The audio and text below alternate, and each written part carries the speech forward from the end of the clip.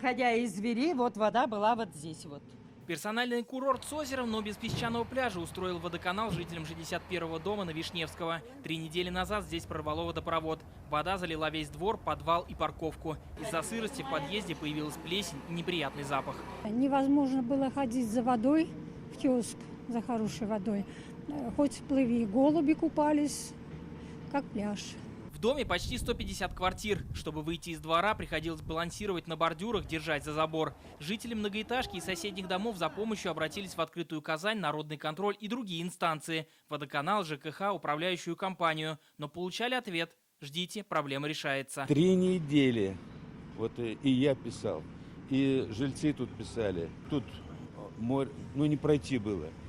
Многие шли прям по воде в башмаках и все прочее. Жильцы дома говорят, прорыв трубы происходит каждый год и всегда в одном и том же месте. Раньше течь устраняли за несколько дней и сразу после обращений. В этом месте, где опять образовалось озеро, там прорывы, наверное, пару раз за год, это точно. Но на протяжении уже лет 10. То есть у нас там это место латано-перелатано. Работники водоканала приступили к ремонту только сегодня. Для этого пришлось отключить воду в 9 домах на улицах Бойничная и Вишневского. Водой жители обеспечивали водовозы. Порыв водопровода, предположительным диаметром 200 стальной. Была течь, воду перекрыли в данный момент, приступили к работам. Затрудняет раскопку еще наличие кабелей, газопровода. Рядом они проходят, эти сети.